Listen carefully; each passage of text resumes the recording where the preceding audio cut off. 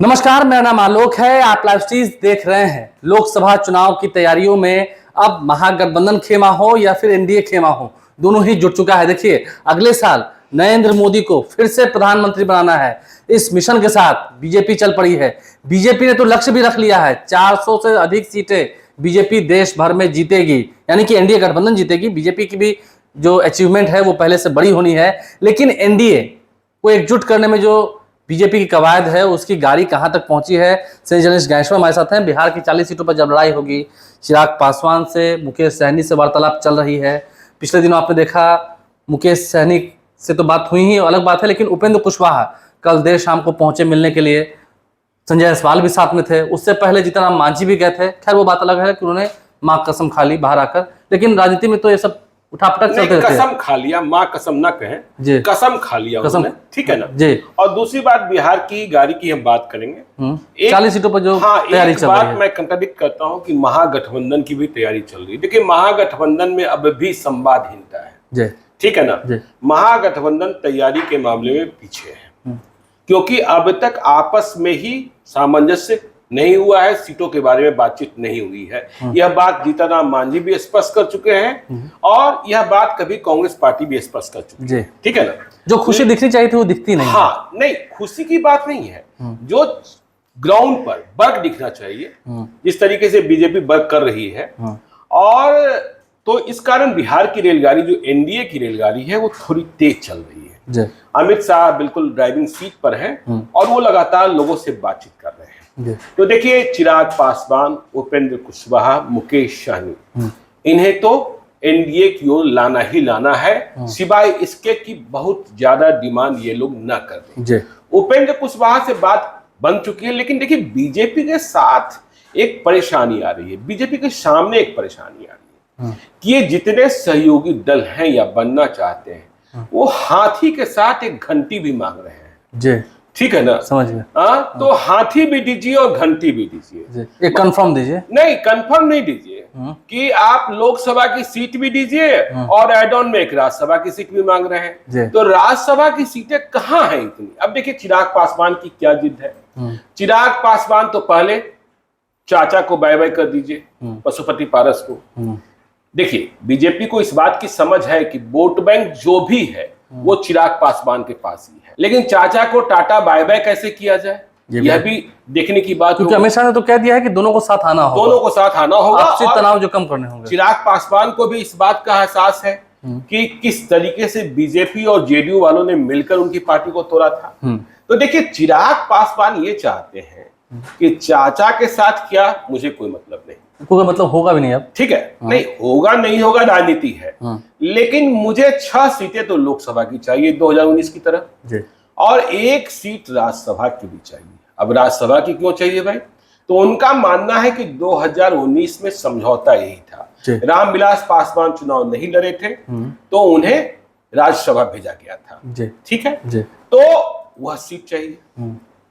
अब राज्यसभा की जो स्थिति है, अब देखिए, उपेंद्र कुशवाहा भी क्या चाह रहे हैं कि लोकसभा की जो सीटें हैं वो तो है, साथ में एक राज्यसभा या विधान परिषद की सीट मिल जाए, क्योंकि बिहार विधान परिषद की सदस्यता से त्याग कर उन्होंने जदयू से पिंड छुड़ाया और फिर राष्ट्रीय लोक जनता दल का निर्माण किया ताकि बीजेपी के साथ चल सके। तो वे अपनी कुर्बानी, और उनके साथ कुछ ऐसे हैं या वे किसी के प्रति कमिटेड हैं जिसे वे किसी न किसी सदन में पहुंचाना चाहते हैं, लेकिन चुनावी रास्ता कठिन है, तो उनको भी चाहिए, ठीक है। अपने लोगों को, जो करीब के लोग होते हैं, करीब के जो लोग होते हैं। अब देखिए, तो कहां से राज्यसभा की सीटें आएंगी और 2024 में वैकेंसी कहां है। मुकेश सहनी की जो डिमांड लिस्ट है वो बड़ी डिमांड लिस्ट है। बिहार में तो सीट चाहिए ही चाहिए, उत्तर प्रदेश और झारखंड में भी दोनों में से किसी एक प्रदेश में एक सीट चाहिए, किसी एक राज्य में। इसके अलावा वे भी कह रहे हैं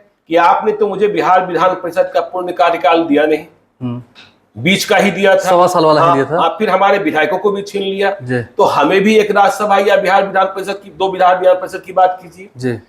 देखिए, जीतन राम मांझी को यदि करीब लाना है तो जीतन राम मांझी को करीब लाने के लिए क्या होगा, संतोष मांझी जो है उनके बेटे बिहार सरकार मंत्री है, बिहार सरकार में मंत्री है, उनका कार्यकाल भी खत्म होने वाला अगले है, साल मार्च में वे लोकसभा चुनाव भी लड़ना चाहते हैं। और यदि उधर जाना है तो फिर जीतन राम मांझी का एडजस्टमेंट भी कहीं ना कहीं राज्यसभा या राज्यपाल की जो बात होती है, अमित शाह से मुलाकात हो चुकी है। लेकिन देखिए, बीजेपी के पास ऑप्शंस राज्यसभा के बहुत कम है। 2024 में 6 सीटें खाली होनी है बिहार में, मतलब राज्यसभा के 6 सदस्य रिटायर होंगे। अखिलेश प्रसाद सिंह, उन्होंने अपना कार्यकाल पूरा करेंगे वे, ठीक है। सुशील कुमार मोदी, आपको मालूम है उपचुनाव के माध्यम से वे पहुंचे जब रामविलास पासवान की सीट खाली हुई। अनिल हेगड़े, ये भी उपचुनाव के माध्यम पहुंचे जब किंग महेंद्र के निधन के कारण मतलब सीट खाली हुई। वशिष्ठ नारायण सिंह, अशफाक करीम और मनोज झा। तो देखिए, अशफाक करीम और मनोज झा आरजेडी के हैं, वशिष्ठ नारायण सिंह अनिल हेगड़े जो हैं जेडीयू के हैं, सुशील कुमार मोदी बीजेपी के हैं और अखिलेश प्रसाद सिंह कांग्रेस के हैं। अखिलेश प्रसाद सिंह के बारे में देखना होगा कि वे लोकसभा चुनाव लड़ना पसंद करते हैं कि राज्यसभा जाना पसंद करते हैं। तो देखिए, जो बिहार विधानसभा की मौजूदा सूरत है, 243 विधायक हैं और 6 सीटें खाली हो रही हैं, तो 6+1 जोड़ा जाता है, उसके हिसाब से वोटों का बंटवारा होता है। तो 243 सदस्यों की बिहार विधानसभा में एक राज्यसभा सदस्य के लिए मतलब जो चुनाव लड़ेंगे उन्हें 34.71 मतों की जरूरत होगी, मतलब करीब करीब 35 वोट चाहिए होगा। तो देखिए, आरजेडी के 2 सीट तो कंफर्म है। अब वो अशफाक करीम जाएंगे कि मनोज झा जाएंगे या दोनों जाएंगे, क्योंकि अशफाक करीम के बारे में चर्चा है कि वे कटिहार भी लड़ना चाहते हैं और पीछे का कोई हिसाब किताब भी है, ठीक है ना। तो वो बातें भी है। अब बिहार की एक पार्टी के बारे में और भी जानते हैं कि राज्यसभा का उम्मीदवार तय करते वक्त उनके सामने और क्या मानदंड होते हैं। तो फिर देखिए, जेडीयू के पास जेडीयू की संख्या घट गई उस मतलब 2018 की तुलना में, उतने विधायक नहीं है, तो एक में तो कोई दिक्कत नहीं है। लेकिन इतनी स्थिति है कि आरजेडी, जेडीयू, कांग्रेस, माले और हम मिलकर यदि सभी लोग इकट्ठे रहे तो एक राज्यसभा और ले सकते हैं, ठीक है ना। तब वो राज्यसभा कांग्रेस वाले लेंगे, माले वाले लेंगे, यह देखने की बात होगी, क्योंकि अब तक माले कहते हैं कि हम विधान परिषद और राज्यसभा में चुनाव नहीं लड़ते हैं। बीजेपी को 2 सीट ही मिलेगी, 2 मतलब 35, 70 के बाद या 69 के बाद उनके पास विधायक बच जाएंगे, लेकिन उसका माने मतलब नहीं होगा। तो अब देखिए, 2 ही उनके पास है। अब सुशील कुमार मोदी है, क्या वो राज्यसभा नहीं जाएंगे? क्या उन्हें परमानेंट रिटायर कर दिया जाएगा? या फिर जो उनके, देखिए बीजेपी के बारे में यह भी कहा जाता है, बीजेपी राज्यसभा और विधान परिषद की सीटें बेचा नहीं करती है, नहीं बेचती है। व्यापारी को तो बिल्कुल नहीं, व्यापारी नहीं, ऐसे भी नहीं बेचती है, बेचती नहीं है। वहां किसी न किसी को मौका मिल ही जाता है। जैसे देखा आपने कि शंभू सोरेन पटेल, बिल्कुल गुमनाम नाम, किसी को खबर तक नहीं थी और वो उम्मीदवार निकल, जैसे नीतीश कुमार ने किया, अनिल हेगड़े को आगे कर जदयू में भी देखिए, यदि आप एक छोड़ दीजिए एक नाम को, तो अब ये जो है 2 ही सीट है इनके पास।